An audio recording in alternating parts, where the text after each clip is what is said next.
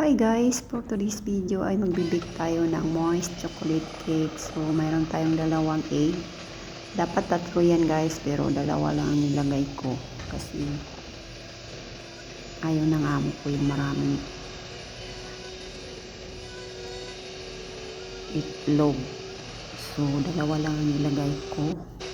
And then, mag-add tayo ng oil. And then, water. So, meron tayong ready to bake na isang karton ng dark chocolate. So, ayan guys. I-mix lang natin guys.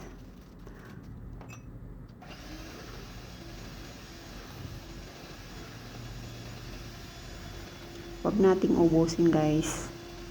Dahan-dahan lang para hindi siya mabigla.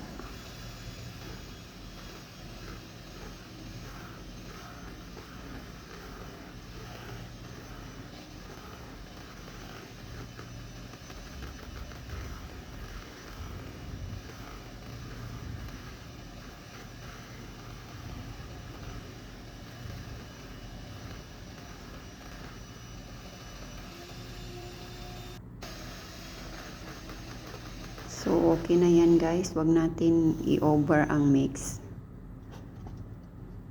So, lalagay na natin sa baking pan. So, naglagay lang ako ng baking paper para hindi na siya didikit. So, ayan.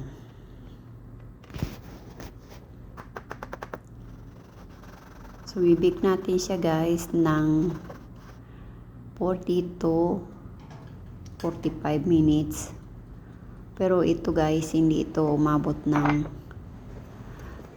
45. Depende sa oven nyo guys. So, ito guys, habang binibake natin, gagawa tayo ng ipang topping natin. So, naglagay ako dyan ng half cup ng cocoa powder.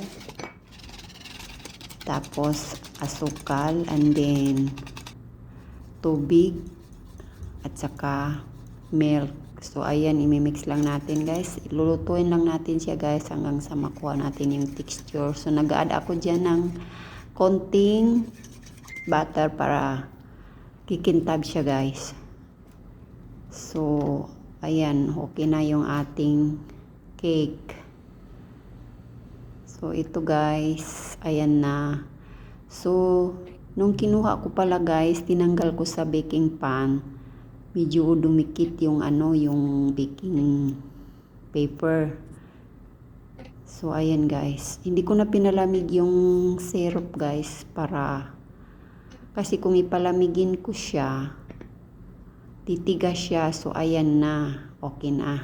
Nalagay ko na guys lahat. So, maglalagay lang ako ng pang-topping natin na